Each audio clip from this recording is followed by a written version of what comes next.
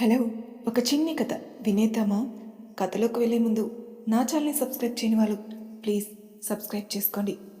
బ్రహ్మముడి 8వ భాగాన్ని వినేద్దాం. శక్తి అక్కడి నుండి వెళ్ళిపోయిన తర్వాత శివ, శారద గారు ఇద్దరూ మాట్లాడుకుంటూ భోజనం చేయడం పూర్తి చేశారు. భోజనం చేయడం పూర్తయిన తర్వాత మళ్ళీ చెప్తున్నాను అనుకోక కన్నా, నువ్వెలా పెళ్లి చేసుకున్నా మీ ఇద్దరికి జరిగిన పెళ్లి పెళ్ళే. తను నీ భార్య. తనని జాగ్రత్తగా చూసుకోవాల్సిన బాధ్యత నీ మీదుంది. ఈ విషయం నువ్వు ఎంత తొందరగా గ్రహిస్తే అంత మంచిది అని కొడుకుతో చెప్పి అక్కడి నుంచి తన మ్యాన్షన్కి వెళ్ళిపోయారు శారద గారు. అలా అని వెళ్ళిపోయిన తల్లినే చూస్తూ తల్లి మాట్లాడిన మాటలు అర్థం చేసుకోవడానికి ప్రయత్నించినా తల్లి మాటల్లోని లోతు అర్థం అవ్వలేదు. దాంతో ఆలోచించడం మానేసి అక్కడి నుండి లేచి శక్తి గదిలోకి వెళ్ళాడు. శివాన్స్ వెళ్ళేటప్పటికీ శక్తి ఇంకా పడుకోలేదు. బెడ్ మీద కూర్చుని తన డైరీ చేతిలో పట్టుకుని డైరీలో ఏదో రాస్తుంది. నేనంటే ప్రేమ లేదంటూనే నా మీద ఎంత ప్రేమ చూపిస్తూ ఉంటే ఆ ప్రేమని నేనెలా అర్థం చేసుకోవాలి?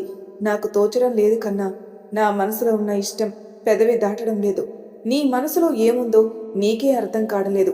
అర్థం కాని ఈ సందిగ్ధంలో మన జీవిత ప్రయాణం ఎటువైపో మరి అని రాసుకుంది శక్తి.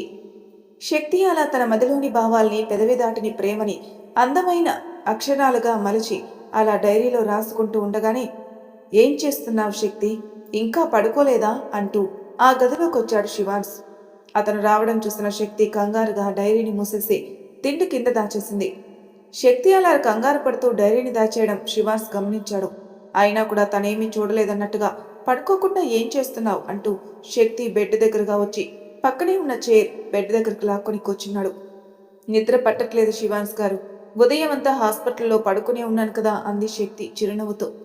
సరే, ముందు ఈ టాబ్లెట్లు వేసుకో అంటూ పక్కనే ఉన్న టాబ్లెట్లు తీసి శక్తి చేతికి అందించి వాటర్ బాటిల్ ఇచ్చాడు. శివాన్స్ అందించిన టాబ్లెట్స్ చూసిన శక్తి ముఖం వికారంగా పెట్టుకుని, వేసుకోక తప్పదా శివాన్స్ గారు? చాలా చేదుగా ఉన్నాయి అంటూ చిన్నపిల్లల టాబ్లెట్లు వేసుకోవడానికి మారం చేసింది. శక్తి మాట్లాడే మాటలు ఆమె మాట్లాడుతున్నప్పుడు ఆమె మొహంలో పలికే హావభావాల్ని చూస్తూ ఉంటే శివాన్స్కి శక్తి ఎంతగానో ముద్దొచ్చేసింది. అలా అంటే ఎలా శక్తి? సాయంత్రం వరకు హాస్పిటల్లోనే ఉన్నావుగా. నీ హెల్త్ బాగోకపోవడం వల్లే కదా నువ్వు హాస్పిటల్కి వెళ్ళావు. టాబ్లెట్లు వేసుకుంటే తొందరగా క్యూర్ అవుతుంది. టాబ్లెట్లు వేసుకోమ్మా అంటూ మెల్లగా శక్తిని బుజ్జగించి ఆమె చేత టాబ్లెట్లు మింగించాడు. శక్తి నిద్రపోయే వరకు అక్కడే ఉన్న శివాన్స్ ఆమె పడుకున్న తర్వాత తన గదిలోకి వెళ్ళిపోయాడు. గదిలోకి వెళ్ళిన అతను పడుకుని శక్తి గురించి ఆలోచించడం మొదలుపెట్టాడు. శక్తిని నేను కేవలం కాంట్రాక్ట్ బేస్ మీద మ్యారేజ్ చేసుకున్నాను. మరి అలాంటప్పుడు శక్తికి ఒంట్లో బాగోకపోతే నేనెందుకు ఇంత ఆరాటపడిపోతున్నాను? అసలు నాకేమవుతుంది? నా అడుగులు నాకు తెలియకుండానే శక్తి వైపు పడుతున్నాయి. ఎందుకు? నా మనసులో మా మామయ్య కూతురే గదా ఉందిగా. ఆమె కోసమేగా ఎన్నేళ్ళుగా వెతుకుతున్నాను. ఊహ తెలియక ముందే నా నుండి దూరం అయిపోయిన నా మరదల కోసమేగా ఇంతకాలం ఇంట్లో పెళ్లిగోల మొదలుపెట్టినప్పటి నుంచి ఏదో ఒక సాకు చెప్తూ తప్పించుకుని తిరిగాను. మరి ఇప్పుడేంటి నా మనసు శక్తి వైపే లాగుతుంది అని ఆలోచిస్తూ ఆమె ఆలోచనలతో ఎప్పటికో అర్ధరాత్రి మెల్లగా నిద్రలోకి జారుకున్నాడు శివాన్స్. ఆ తర్వాత 2 రోజులకి శక్తి పూర్తిగా కోలుకుంది. పూర్తిగా కోలుకున్న తర్వాత తిరిగి శక్తి ఆఫీస్కి వెళ్ళడం మొదలుపెట్టింది. ఆమె ఆరోగ్యం దెబ్బతిన్నప్పటి నుంచి శివాన్స్ కూడా ఆమె గురించి పట్టించుకోవడం మొదలుపెట్టాడు.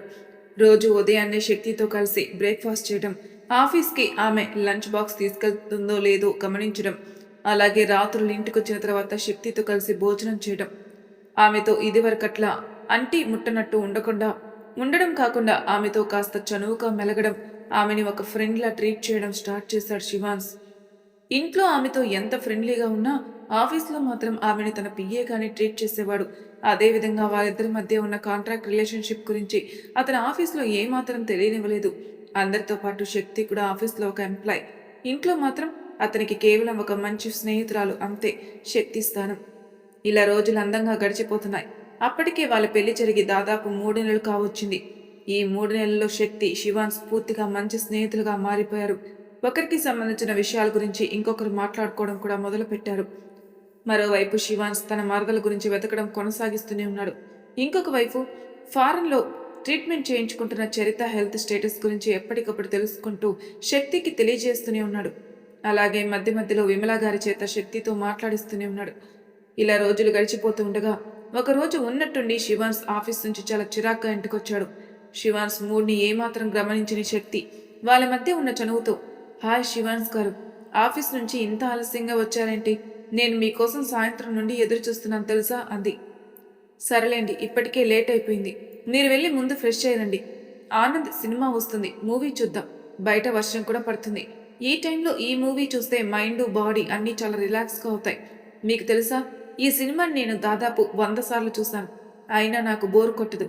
ఎన్నిసార్లు ఈ సినిమా వచ్చినా చూస్తూ ఉండిపోవాలనిపిస్తుంది అంటూ శివాన్స్ మూడుని ఏమాత్రం గమనించకుండా తన పాటికి తాను వాగుతూనే ఉంది శక్తి.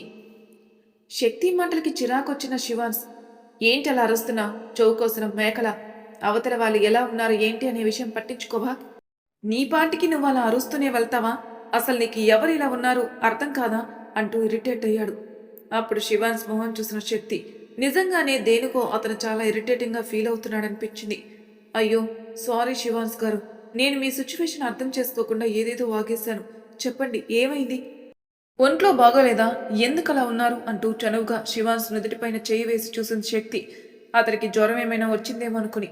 శక్తి అలా తన నుదుటిపై చనువుగా చేయి వేయడాన్ని ఏమాత్రం భరించలేకపోయిన శివాన్స్, ఏం చేస్తున్నావు నువ్వు? నా ఒంటిని తాకే రైట్ నీకెక్కడిది? కేవలం నువ్వు సంవత్సరం పాటు నాతో కలిసి ఉండడానికి కాంట్రాక్ట్ మీద వచ్చావే తప్ప నువ్వు నా సొంత పెళ్ళానివి కాదు. ఏదో సొంత పెళ్ళంలాగా హక్కుగా చనువుగా అలా మీద పడిపోతావేంటి? సిగ్గులేదా నీకు? నువ్వు అసలు ఆడదానివే కాదా? ఇలా పరాయి మగాడిని ముట్టుకోవడానికి నీకు సిగ్గు అనిపించడం లేదా? ఒక్కసారి నువ్వు ఈ పెళ్లి జరగడానికి ముందు నేను చెప్పిన మాటలు ఏంటి అనేది గుర్తు చేసుకోవడానికి ప్రయత్నించు. కుదిరితే నాకు దూరంగా ఉండడానికి ప్రయత్నించు అంటూ చాలా ఇరిటేటింగ్గా తన గదిలోకి వెళ్ళిపోయాడు, శక్తిని అసహ్యంగా చూస్తూ. శివాన్స్ తనని చూసిన చూపుకి ఒక క్షణం అవమానంతో బిక్క చచ్చిపోయింది శక్తి. కేవలం నేను స్నేహితురాలుగానే తన ఆరోగ్యం గురించి ఆలోచించానే తప్ప అంతకు మించి శివాన్స్ గారి పట్ల నాకు ఎలాంటి ఫీలింగు లేదు ప్రస్తుతం. నిజమే, అతన్ని నేను ప్రేమించాను. కానీ ఆ ప్రేమను నాలోనే సమాధి చేసుకున్నాను. ఏ రోజు అతన్ని నా సొంతం చేసుకోవాలి అనుకోలేదు.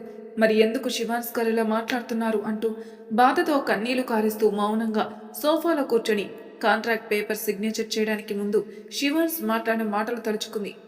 ఆ మాటలు గుర్తుకు రాగానే శక్తికి ఒక క్షణం మనసు బాధతో మూలిగింది. శక్తి మీద అరిచి విసురుగా తన గదిలోంచి వెళ్ళిన శివాన్స్ చేతిలోని ఆఫీస్ బ్యాగ్ని పక్కన అలాగే పడేసి కనీసం బట్టలు కూడా మార్చుకోకుండా అలాగే బెడ్ మీద పడిపోయి శూన్యంలోకి చూస్తూ కళ్ళల్లో నుంచి వచ్చే కన్నిటిని కనీసం తుడుచుకోవడం కూడా మర్చిపోయి సాయంత్రం తనకు వచ్చిన కాల్ గురించి ఆలోచించడం మొదలుపెట్టాడు. తన మరదలు దొరుకుతుందని ఎంతో కాలంగా వెతికిస్తున్న శివాన్స్కి ఫోన్ చేసిన వాళ్ళు, మీ అత్తయ్య మామయ్య యాక్సిడెంట్లో చనిపోయిన తర్వాత అక్కడ చూసిన వాళ్ళు ఎవరో ఆ చిన్నపిల్లని తీసుకెళ్లి అనాథాశ్రమంలో వదిలేశారంట సార్. వాళ్ళు చెప్పిన అడ్రస్ ప్రకారం మేము అనాథాశ్రమాన్ని వెతుక్కుంటూ వెళితే అనాథాశ్రమం ఖాళీ బూడిదైపోయిందని చెప్పారు అక్కడ వాళ్ళు. మీ మామయ్య గారి కూతుర్ని జాయిన్ చేసిన 2వ సంవత్సరమే ఆశ్రమంలో ఏదో ఫైర్ యాక్సిడెంట్ అయి అక్కడున్న పిల్లలందరూ దాదాపు మంటల్లోనే కాలి బూడిదైపోయారని చెప్పారు సార్ అన్నారు వాళ్ళు. ఆ మాటలు వినగానే శివాన్స్కి ఒక్క క్షణం ఊపిరి ఆగిపోయినట్టుగా అనిపించింది.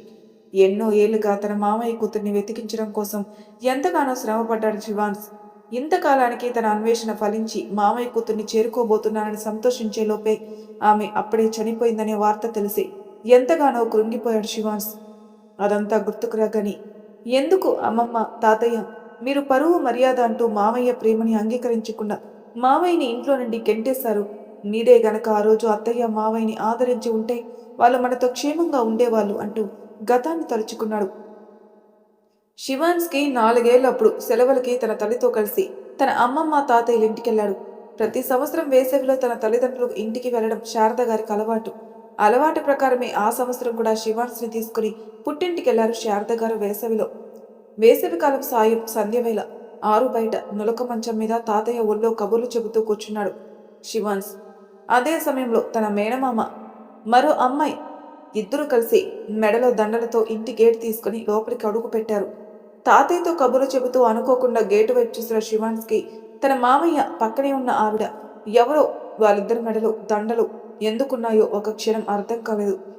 దాంతో తన కబుర్లో వినడంలో లీనమైపోయిన తన తాతయ్యకి, తాతయ్య మామయ్య వచ్చాడు, మామయ్య పక్కన ఎవరో ఉన్నారు అంటూ అటువైపుగా చేయి చూపించాడు శివాన్స్ మాటలు విన్న అతని తాతయ్య, సిటీలో ఉన్న మామయ్య ఇప్పుడు రావడం ఏంట్రా, పైగా మామయ్య పక్కన ఎవరో ఉండడం ఏంటి అనుకుంటూ తల తిప్పి చూశాడు.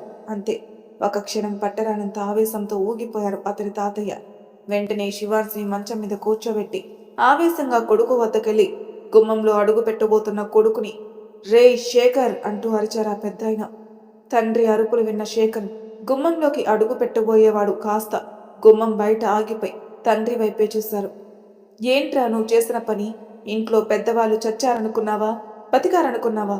చెప్పా పెట్టకుండా ఎవరో ముక్కు మొహం తెలియని అమ్మాయిని పెళ్లి చేసుకుని ఏకంగా గుమ్మంలోకి వచ్చి నిలబడ్డావంటే నీకు ఎంత ధైర్యంరా అంటూ ఆవేశంతో ఊగిపోయారు.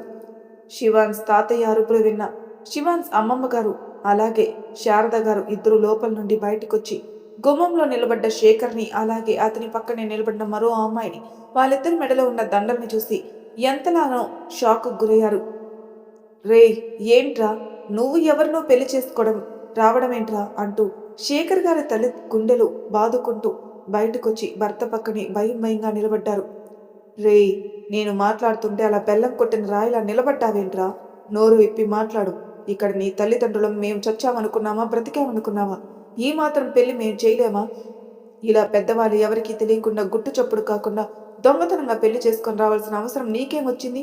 ఒకవేళ నువ్వు ఆ అమ్మాయిని ప్రేమించే ఉంటే నీ ప్రేమ విషయం మాతో చెప్తే మేమే వెళ్ళి ఆ అమ్మాయి పెద్దవాళ్ళతో మాట్లాడి మీ ఇద్దరి పెళ్లి జరిపించే వాళ్ళం కదరా అన్నారు శేఖర్ గారి తండ్రి కోపంగా. అప్పటి వరకు మౌనంగా ఉన్న శేఖర్ గారు నెమ్మదిగా నోరు విప్పి మాట్లాడుతూ, నాన్న, ఈ అమ్మాయి అనాథ. నేను కాలేజీలో చదువుకునే రోజుల్లో పరిచయమైంది. తాను ఒక అనాథని చెబితే మీరు ఈ పెళ్లికి ఒప్పుకోరేమని భయం వేసింది. అందుకే మీకెవ్వరికీ చెప్పకుండా దొంగతనంగా గుళ్ళో పెళ్లి చేసుకుని వచ్చాను. నన్ను క్షమించండి నాన్న అంటూ తల వంచుకొని నిలబడ్డాడు. ఆ అమ్మాయి తల్లి తండ్రి లేని అనాథని తెలియగానే శేఖర్ గారి తండ్రిలో కోపం కట్టలు తెంచుకుంది. దాంతో ఆవేశంగా, అమ్మా బాబు ఎవడో తెలియని దారిని పోయే దరిద్రాన్ని మూడు ముళ్ళు వేసి మరీ చంకలో పెట్టుకుని వచ్చావా? ఆ అమ్మాయి పుట్టుకేంటో తెలీదు, ఏ కులమో ఏ గోత్రమో, అస్సలు ఇలాంటి వివరాలు ఏమీ తెలీదు. అయినా ఎలా పెళ్లి చేసుకున్నావురా? అసలు తన పుట్టుక సక్రమైనదో లేదంటే అక్రమైనదో వాళ్ళమ్మ ఒకరికి కన్నదో 10 మందికి కన్నదో ఎవరికి తెలుసురా? ఇలాంటి దరిద్రాన్ని ఇంటి కొడలుగా తీసుకొచ్చి నా పరువుని బజార్లో పెట్టావు కదరా అంటూ ఆవేశంతో ఊగిపోయారు శేఖర్ గారి తండ్రి. శేఖర్ గారి తండ్రి మాటలు విన్న శేఖర్ పక్కనే నిలబడి ఉన్న ఆ అమ్మాయి సౌమ్య కళ్ళలో నుండి కన్నీళ్లు కారిపోతూ ఉంటే వాళ్ళని ఎదిరించి మాట్లాడే ధైర్యం లేక మౌనంగా తన చేతిని పట్టుకున్న శేఖర్ గారి చేతిని వదిలించుకుని అలాగే కన్నీళ్ల మధ్యన వెనక్కి తిరిగి ఆ ఇల్లు వదిలి వెళ్ళిపోవాలని 2 అడుగులు వేసిందో లేదో సౌమ్య చేతిని శేఖర్ గారు గట్టిగా పట్టుకుని, ఎక్కడికి సౌమ్య వెళ్ళిపోతున్నావు? నన్ను వదిలేసి పెళ్లి జరిగి 24 గంటలు కూడా గడవక ముందే భర్త నుండి దూరంగా వెళ్లాలని నిర్ణయించుకున్నావా? చావైనా బ్రతకైనా నాతోనే అంటూ నా వెంట 7 అడుగులు వేసి కనీసం 24 గంటలు కూడా గడవక ముందే వెళ్ళిపోవాలని అనుకుంటున్నావా అని శేఖర్ గారు ఎంతో దీనంగా సౌమ్య వైపు చూస్తూ అడిగారు. భర్త మాటలు విన్న సౌమ్య మాటలు రాని మూగదానిలా శేఖర్ గారి కళ్ళలోకి చూస్తూ తల అడ్డంగా ఊపింది. ఈ పెళ్లిని మీ వాళ్ళు అంగీకరించరు అన్నట్టుగా. నిన్ను నీతో బంధాన్ని అంగీకరించిన వాళ్ళు ఎవరు? నాకు కూడా అక్కర్లేదు సౌమ్య. ఎప్పుడైతే నీ గురించి నీ పుట్టుక గురించి మా నాన్న నీచంగా మాట్లాడారో ఆ క్షణమే ఆయన కొడుగ్గా నేను చచ్చిపోయాను. ప్రస్తుతం ఇప్పుడు కేవలం నేను ప్రేమించిన సౌమ్యకి భర్తని మాత్రమే. నీకు విలువ ఇవ్వని ఇంట్లో నాకు కూడా స్థానం అక్కర్లేదు, పదా వెళ్దాం అంటూ సౌమ్య చుట్టూ చెయ్యి వేసి వెనక్కి తిరిగాడు శేఖర్ ఇల్లు వదిలి వెళ్ళిపోవడానికి. చెట్టంత ఎదిగిన కొడుకు అందరినీ వదిలేసి దిక్కులేని వాడిలా వెళ్ళిపోతూ ఉంటే శేఖర్ గారి తల్లి తట్టుకోలేకపోయారు. ఏమండి, మన అబ్బాయి వెళ్ళిపోతున్నాడండి, ఆపండి. అనవసరపు పంతాలకు పోయి చెట్టంత ఎదిగిన కొడుకుని దూరం చేసుకోవద్దండి అంటూ కన్నీళ్లతో భర్తని వేడుకోసాగింది శేఖర్ గారి తల్లి. భార్య మాటలు విన్న శేఖర్ తండ్రి, అక్కర్లేదు. ఈ ఇల్లు, ఈ బంధాలు, ఈ బంధుత్వాలు, ఈ ఆస్తిపాస్తులు అన్నిటినీ వద్దనుకొని ఎవరికి పుట్టిందో తెలియని దానికోసం దాని వెంటే వెళ్ళిపోతున్నాడు కదా, వెళ్ళనివ్వు.